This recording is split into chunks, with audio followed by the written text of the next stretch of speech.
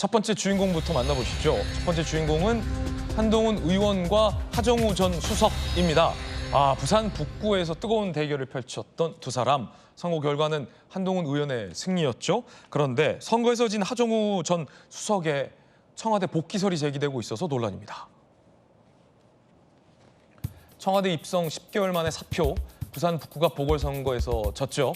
지역위원장에 응모했는데 대통령 직속 국가 AI 전략위원회 상근 부위원장직에 유력 검토 중이라는 설이 제기돼서 논란이 일고 있습니다. 그래서 야당은 이재명 정권의 돌려막기식 회전문 인사다, 정치적 체급을 키우기 위한 스펙 쌓기용 징검다리다라고 강하게 비판하고 있습니다. 그러자 강훈식 비서실장은 확인해드릴 수 없다라는 입장입니다. 일부 보도가 나온 것에 대해선 확인해드릴 수 없다. 하정우 전 수석은 하마평 기사일 뿐 제안이 오면 생각해볼 일이라며 또 가능성을 닫지 않아서 이건 이대로 논란입니다.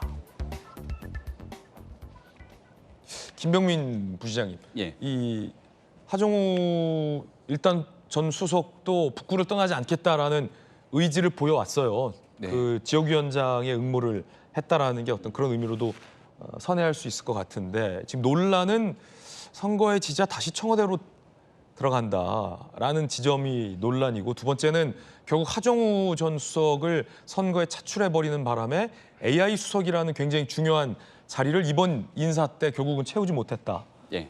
비판이 두 가지가 제기되고 있는 것 같은데, 청와대로 다시 돌아가는지 여부는 강훈식 비서실장이 확인해 줄 수 없다라고 해서 단정할 수는 없습니다만 어떻게 보십니까? 뭐 역량 있는 인사면 얼마든지 정권에 기용될 수 있는 일이라고 생각을 하는데요. 다만 이재명 정부가 꽤 부담스러울 것 같아요. 이번 지방선거에 민주당은 이겼다고 얘기하지 않습니까? 근데 이겼음에도 불구하고 마음이 좀 불편하다는 얘기를 해요. 두 가지가, 한 세 가지 정도가 있을 텐데, 하나는 서울시장 선거가 있을 거고, 하나는 평택 선거가 있을 거고, 하나는 부산 북갑 선거가 있지 않습니까? 근데 여기에 민주당의 패배 요인을 분석하면서 누가 거기에 사람들을 공천했는가에 대한 얘기가 나올 텐데, 그럴 때마다 빠지지 않고 나오는 게 뭡니까? 명픽. 이재명 대통령의 픽으로 사람을 내보냈는데 결과적으로 좋은 구도였음에도 불구하고 인물 경쟁력에서 떨어지는 상황이 이런 민주당의 굉장히 뼈아픈 결과를 가져왔다라고 지금 평가들이 나오면서 이게 민주당의 전당대회까지 이어지고 있는 거거든요. 예. 하정우 수석은 굉장히 이미지도 좋았고 상징적인 인물로 알려져 있었지만 부산에서 선거 캠페인을 하는 거를 보니까 이분이 AI 전문가가 맞을까? AI 전문가가 맞으면 맞는 과정에서 국민들의 민심을 충분히 들을 수 있는 사람인가? 이런 평가들이 부산에서 시민들로 인해 검증된 것이 선거 결과로 나타났다고 봐요. 그러면 적어도 AI 인재가 하정우 수석 말고도 굉장히 많은 사람들이 있을 텐데, 제가 이재명 대통령이나 이재명 정부라면 다시 기용해서 정부의 요직에 앉히게 되면 이 사람은 무조건 우리 사람이야 라는 것들을 만천하에 공표하는 거기 때문에 얼마나 부담스럽겠습니까? 선거에서 앞으로 전당대회 과정에서 두고두고 경쟁하는 과정에서도 그 선거 패배에 대한 원인이 당시 당보다는 정부로 향할 가능성이 높거든요. 그래서 하정우 수석이 얘기하고 있는 것처럼 부산에서 한 1년 반 정도를 더 지역 주민들과 밀착하고 선거를 준비하는 방법도 있을 것이고, 아니라면 정부로 가기보다는 또 다른 길을 찾는 것이 오히려 이재명 정부, 하정우 수석 본인에게 도움이 되는 길이 아닐까 생각합니다. 네. 물론 이제 전략위가 청와대 자리는 아닙니다만 정부의 어떤 별도의 기구인데, 그런데 또 한편으론 조경 변호사님, 본디 AI가 정치인보다 더 맞고 잘한다면 갖다 쓸 수 있는 거 아니냐, 뭐 이런 얘기도 나오던데. 그러니까 아직 뭐 검토 단계에서 뭐 여러 나오는 얘기를 하기에는 뭐 시기가 적절한지 모르겠습니다만, 이게 왜 문제가 되는지 모르겠습니다. 만약 부위원장 자리를 준다고 하더라도 잘하는 사람 시키는 게 뭐가 문제냐? 그렇죠. 선거는 선거고 국정은 국정이고요. 특히 AI 대전환기에 국가의 생존이 걸린 문제입니다. 네. AI 관련된 전문 뭐 인사들 꽤 계시지만 실제 국정 운영을 뒷받침할 만한 검증된 인사, 몇 안 되는 인사 중에 하나인 건 분명하죠. 정치에 있어서는 아직 미완일지 모르겠지만 적어도 지금 우리 국가적으로 요구받는 AI 대전환의 어떤 역할을 하기에 충분하다는 것은 확인된 것이기 때문에요. 필요하다면 쓸 수 있죠. 이걸 가지고 정치적으로 논란을 삼을 필요가 있겠느냐. 물론 이제 그 부산 북갑 유권자들의 입장에서는 그럼 정치하겠다고 하고 다시 또 돌아가는 것이 선거에서의 어떤 진정성, 진심이 없는 게 아니야, 이런 비판은 할 수는 있습니다만 그게 또 완전히 괴리되고 그런 것이냐, 그렇지 않다고 보거든요. 정부에서 일을 하고 또 국가의 중요한 역할을 하고 그 과정에서 다시 유권자들의 또 심판을 받는 기회를 얻을 수 있는 거죠. 이건 그냥 자연스럽게 보면 될 일이지 정치와 너무 결부시키지 말고 국가 운영에 또 AI 시대에 맞는 어떤 인재가 역할을 할 수 있도록 하는 것은 좀 필요하다. 그냥 그런 시각으로 보는 게 어떨까 싶습니다. 네. 그런가 하면 한동훈 의원이 요미우리 등과 인터뷰를 했습니다.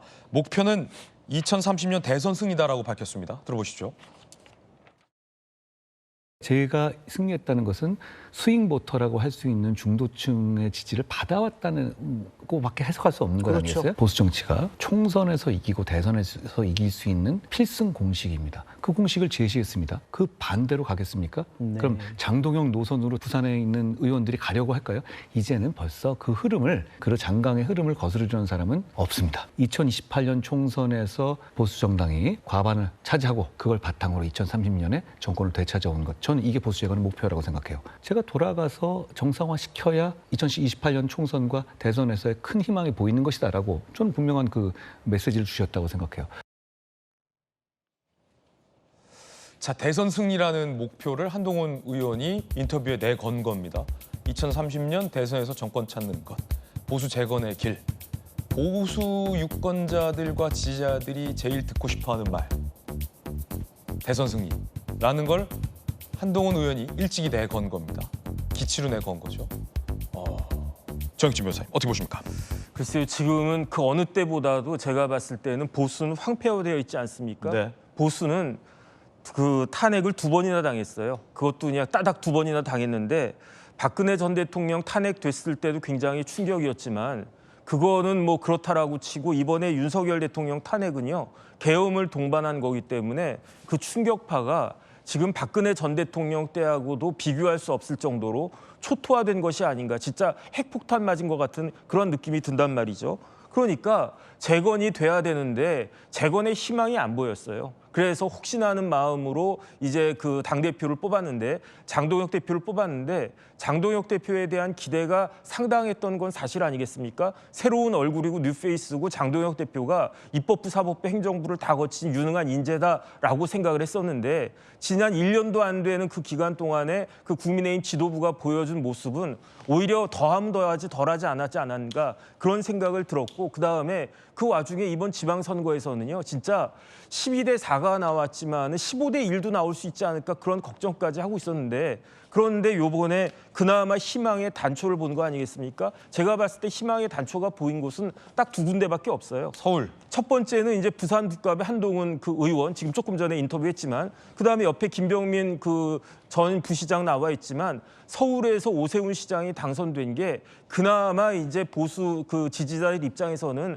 한 그야말로 그 신락 같은 2가지 희망 아니겠습니까? 그러니까 제가 봤을 때는 지금 국민의힘 지도부하고 오세훈 시장하고 한동훈 의원하고 일치 단결해서 그래서 보수가 재건되어야 그래야지 우리나라의 대한민국에 희망이 있는 거 아니겠습니까? 보수가 망한 나라에 어떻게 희망이 있을 수 있겠습니까? 이런 부분들에 대해서 한동훈 의원은 자신의 역할을 잘 생각하고 있는 것 같고 오세훈 시장과 그다음에 국민의힘 지도부도 잘 협력해가지고 보수 재건 지금 뭐 골든타임이라고 그랬는데 골든타임이라는 이야기는 시간이 많지 않다는 그런 이야기 아니겠습니까? 제가 봤을 땐 진짜 간절한 마음이 많은 사람들에게 있지 않을까 그런 생각 듭니다. 그런가 하면 지난 부산시장 선거에서 이상한 일이 있었습니다. 개혁신당의 정의안 부산시장 후보가 이른바 커피 테러로 쓰러졌는데 다시 일어서면서 유세를 하는 투지를 보여줘서 제3당 후보임에도 불구하고 1.56%를 득표해낸 겁니다. 무명의 신인이.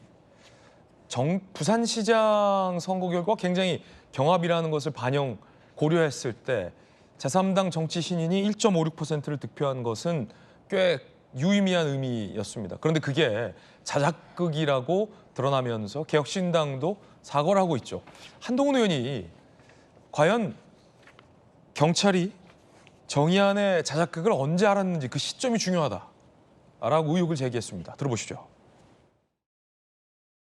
황당하죠. 황당하고 그리고 그 과정이 이제 잘 밝혀져야 되겠죠. 이거 뭐 어떻게 보면 민의의 전당을 우롱한 거잖아요. 절대 있어서는 안 된 일이 벌어진 걸로 보입니다. 그 당사자의 이후의 태도를 보건데. 그런데 저는 이 생각도 들습니다. 경찰은 저걸 왜 몰랐을까요? 선거 기간 중에? 예를 들어서 그쪽으로 갈 뭐 1.7% 표가 박형준 후보 쪽으로 갈 수도 있는 것 아닌가요? 그리고 그 부분은 선거 관련해서 알려져야 될 정보였을 것 같아요. 만약에 그게 공개됐었을 때 그 표를 거기에 주지는 않았을 것 아닙니까? 저는 그런 면에서 보면 이 사안을 도대체 당국이 언제 알았는지도 중요한 것 같아요.